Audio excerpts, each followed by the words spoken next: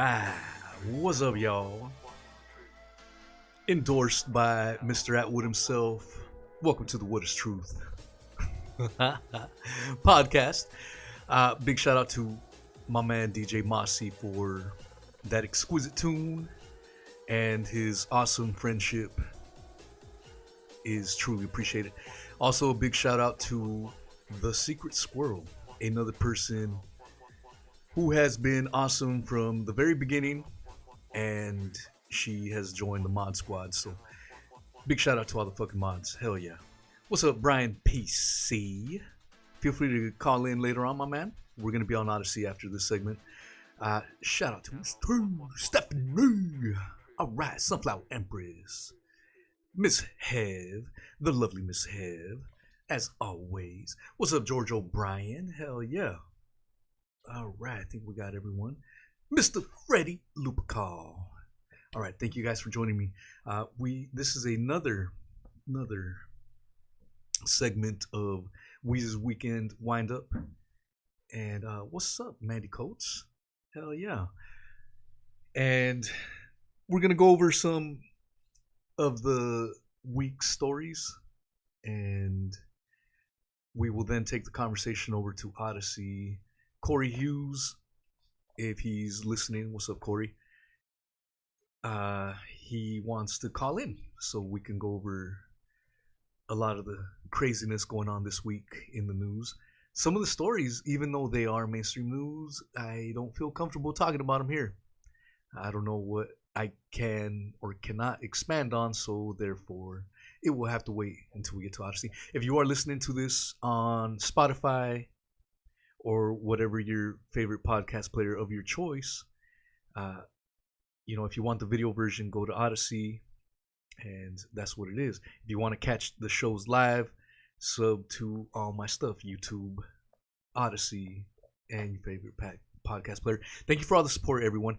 Also, earlier in the week, Mr. Erjove Moric, I had him on my show on Odysee. We did 3 hours. He had never done a podcast that long, and he loved it. He says he wants to do it again, and he in return invited me onto his online radio show, which has a pretty good base and audience, and we discussed everything from Daddygate.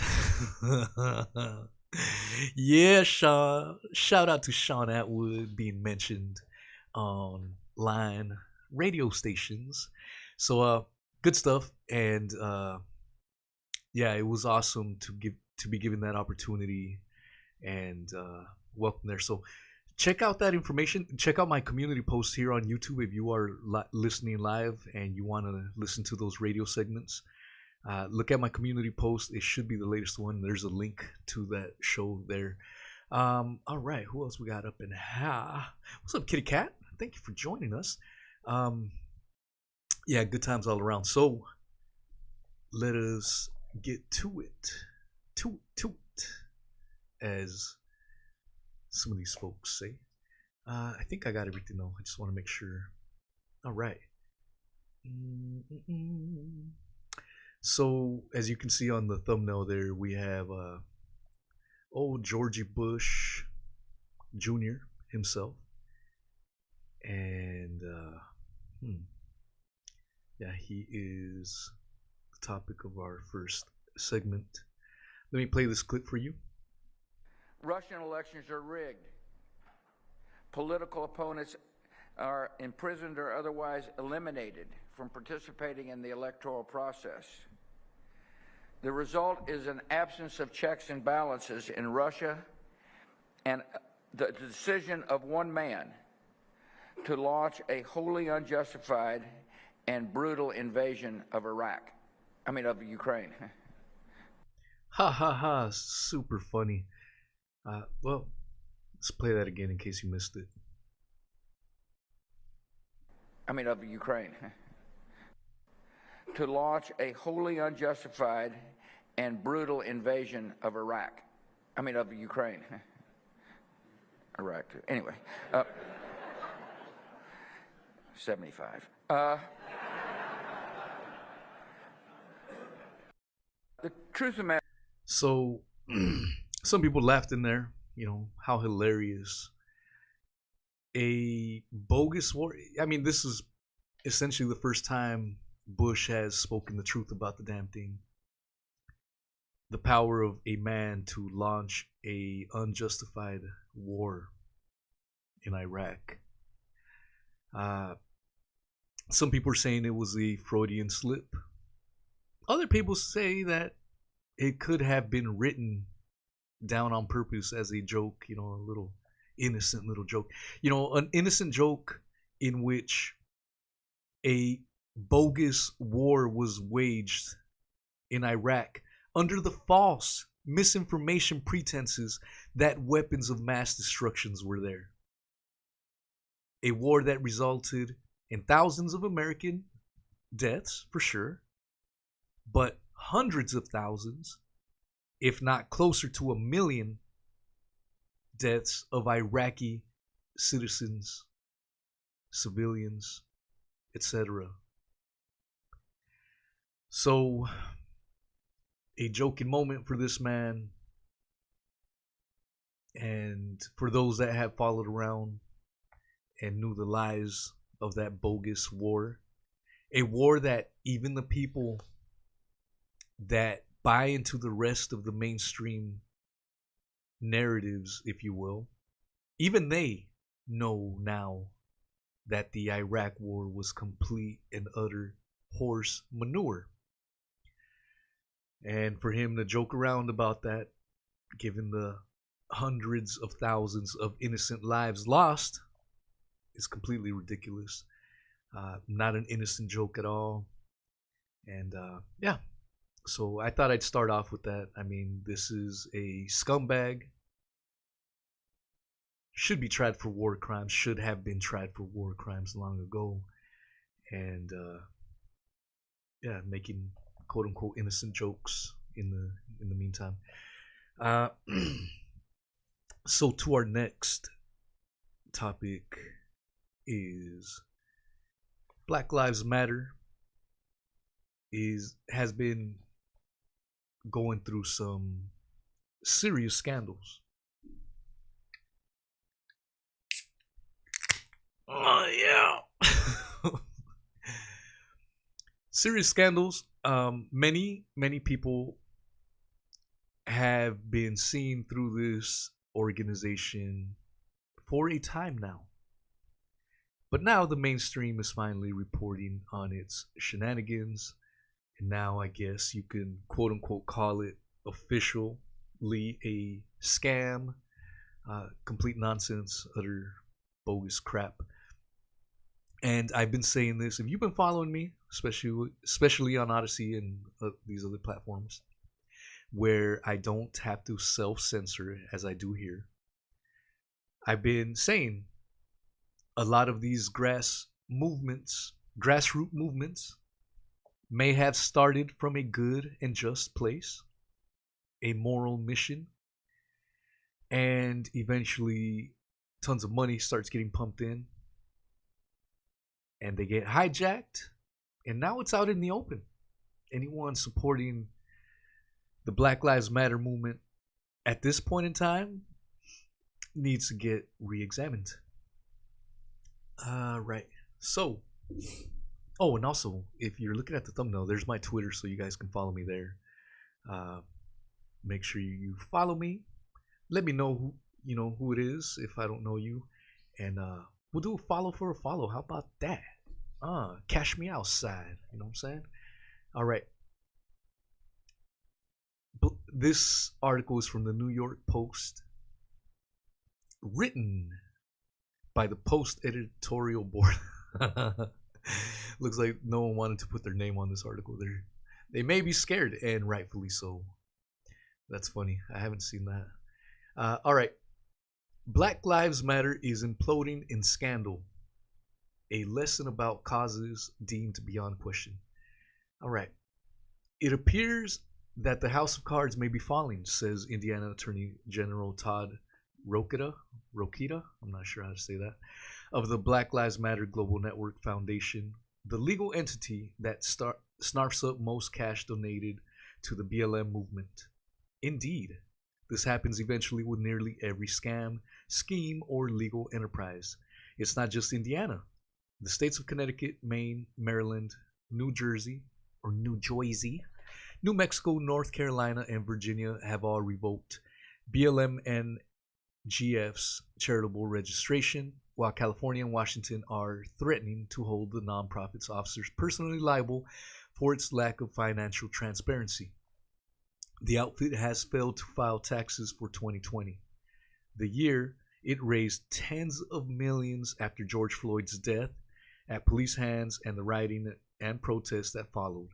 It has no official leader overseeing its $60 million war chest after its co-founder resigned in May. And that co-founder, Patrice Cullors Khan, is tied to several other fundraising organizations whose finances raise potential red flags, New York Magazine reports. Meanwhile, she's been on a personal real estate buying spree while BLM funds transferred it to a Canadian nonprofit run by her spouse have gone for other dubious purchases. Vast giving by deep-pocketed donors linked to Facebook, Twitter, and Netflix, as well as corporations rushing to show the right of political consciousness, may have funded rank peculation by those entrusted with those funds. In the end, Black Lives Matter is turning into an often old tale. Big piles of cash wrapped in moral fervor invite corruption. And the more the cause is deemed beyond questioning, the faster the scammers move in. Amen. Well written article. It's a damn shame. No one wanted to put their goddamn name on it, but that's what it is. Great article. Well done. And if you are still following that organization, if you are donating money, you are donating and funding a certified, fully certified Ponzi scheme. You may as well donate to Cali Diamond's GoFundMe as well. You know, if you're willing to donate to that, donate to Cali Diamond's crap too. And it's the same thing with a lot of these movements, even the Save Our Children movement. You see this over and over. Unfortunately, I'm not saying this to laugh or mock. It's just a sad reality, as the lines down here very much said. You know, big piles of cash wrapped in moral fervor invite corruption. And the more the cause is deemed beyond questioning, the faster the scammers move in. God damn. Right there. That sums it up perfectly. Real quick, another article on the subject, just to go over the money aspect of it. Let me have a swig though. I'm getting a little dry. All right. This article is by the Washington Examiner, written by Andrew Kerr, investigative reporter. Controversial BLM co-founder doled out $8 million of group's money for Canadian mansion, financial records show. The National Black Lives Matter group granted $8 million to BLM Canada to purchase a mansion in Toronto that only cost $6.3 million, according to audited financial statements obtained by the Washington Examiner. BLM co-founder Patrice Cullors was the sole board member of the BLM Global Network Foundation when it granted the funds to BLM Canada, the records show. Cullors' spouse, Janaya Khan, served on the board of BLM Canada when the transfer was made. I have never witnessed a lack of governance on this scale in my nearly 20 years as a charity watchdog. Charity Watch Executive Director Lori Styron told the Washington Examiner. Curiously, BLM Canada disclosed in a recent report that it only requested $5 million from the National BLM Group to subsidize its cash purchase of the Wild Seed Center in downtown Toronto.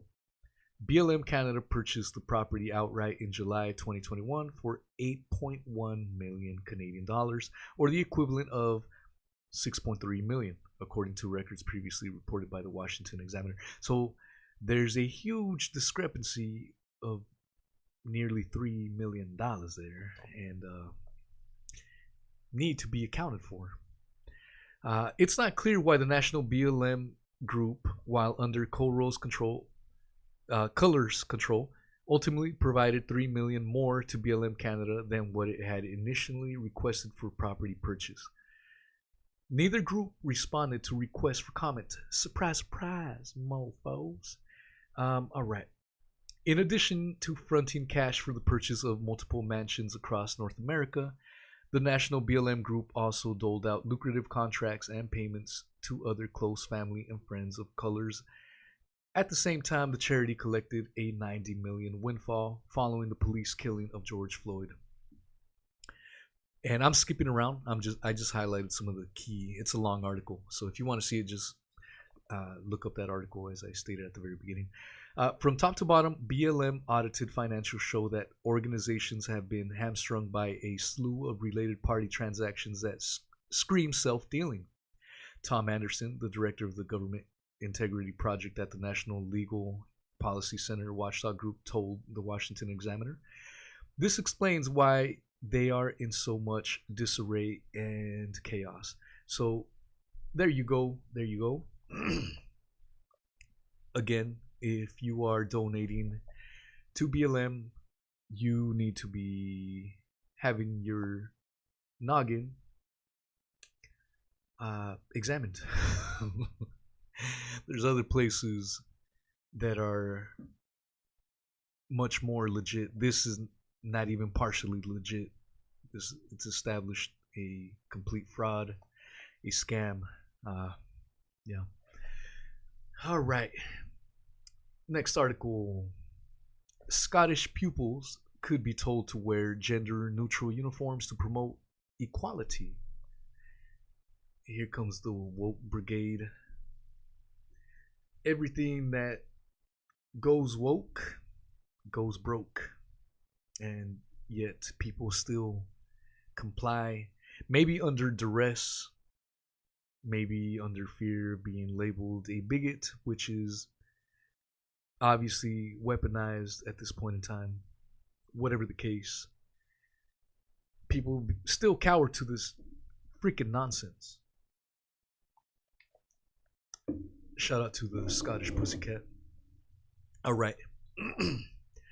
Every school pupil in Scotland could be told to wear a gender-neutral uniform in plans to cut costs for parents and promote equality in the classroom.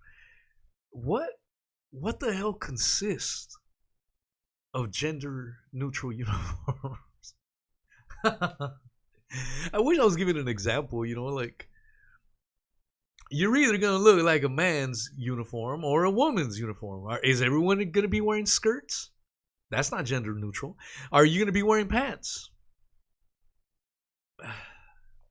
God, man, this kills brain cells, man, just thinking that these are the lengths people are willing to take.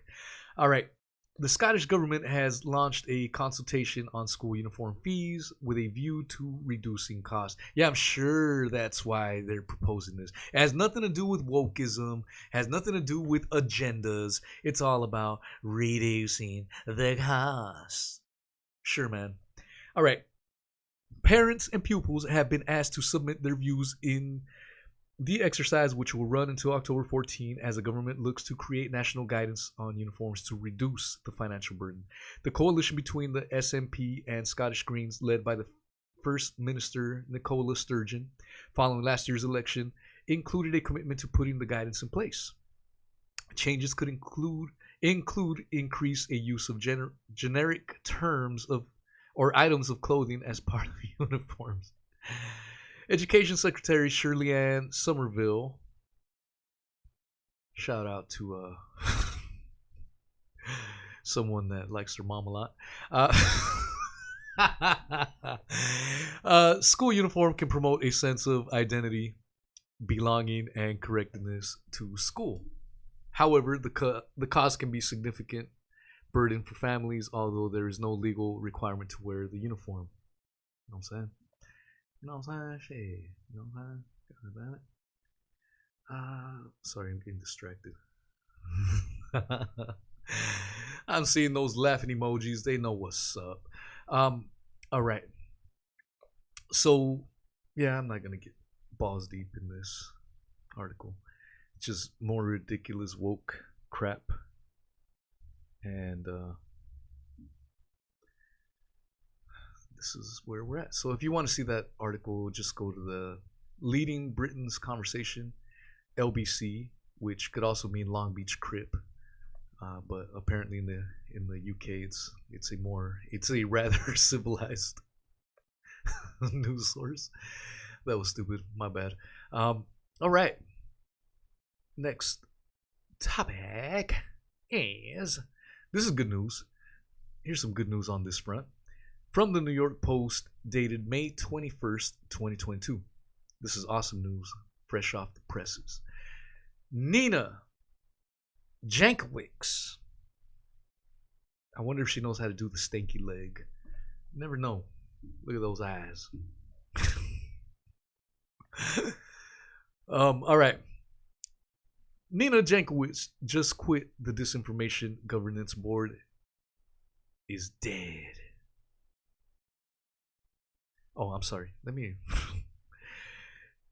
Nina Jankowicz just quit, and the Disinformation Governance Board is dead. It's the best possible ending to a move that was demented from the start. Fudge, yes. Whatever the Department of Homeland Security thought the DGB would do, the board's ham-handed launch and very name could only feed the direst of suspicions.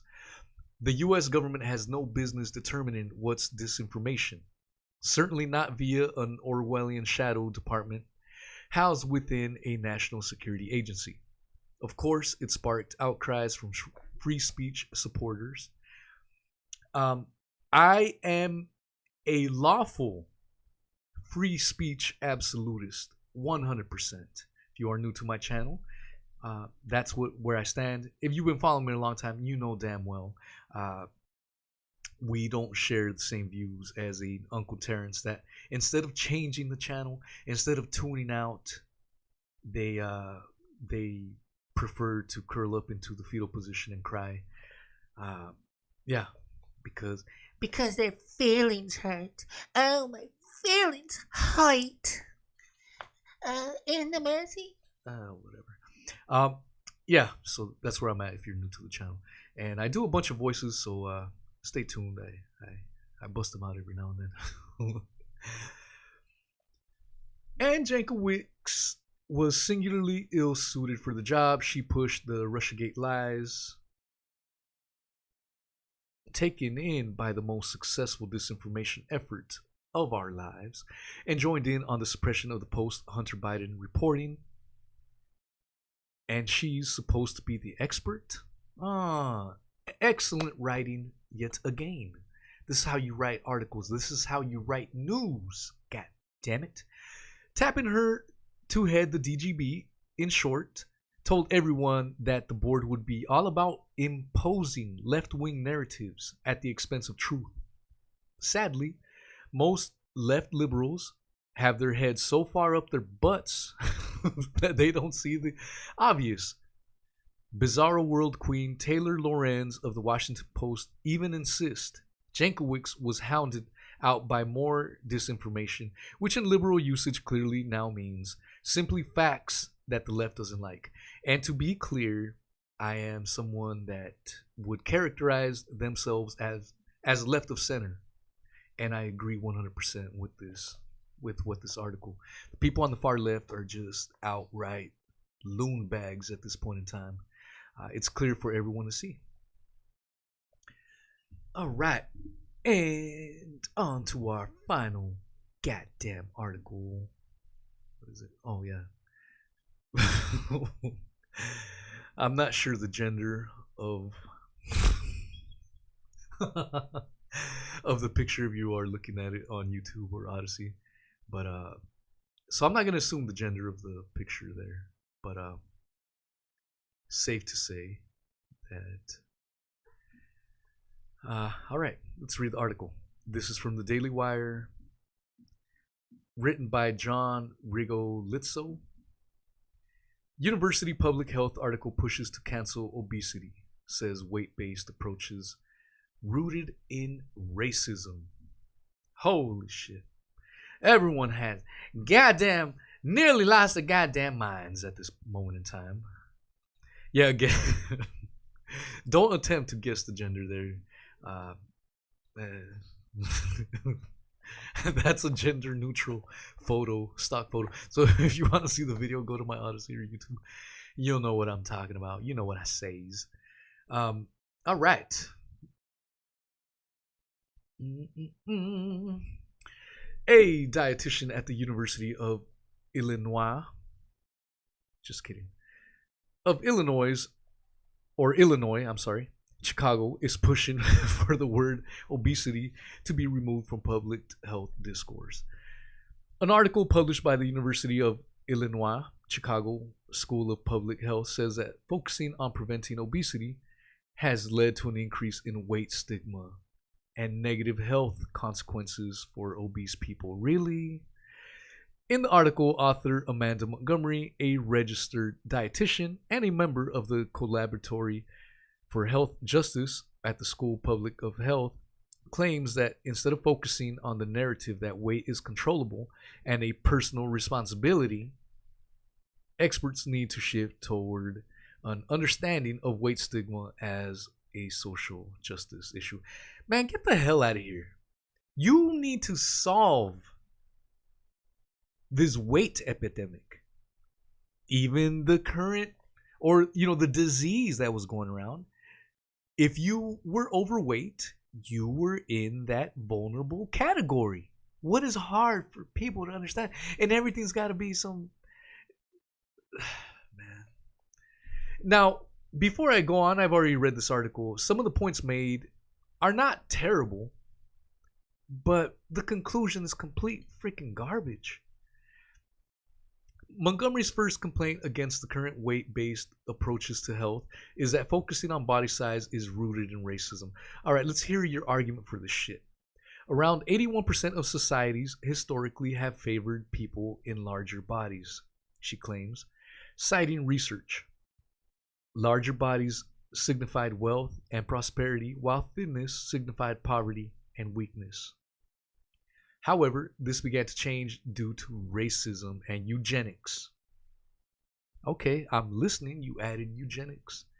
Charles Darwin and other race scientists created a hierarchy of civilization, placing white men on top and people of color, specifically black people, at the bottom, considering them to be less civilized.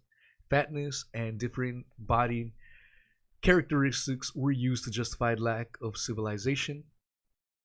Fatness used as a marker of uncivilized behavior, while thinness was more evolved. This idea was maintained throughout the United States in the 19th and 20th centuries as a way to justify slavery, racism, classism, and control women through temperance. This ideology has perpetuated desirability politics, where thinness and whiteness are given more access to social, political, and cultural capital.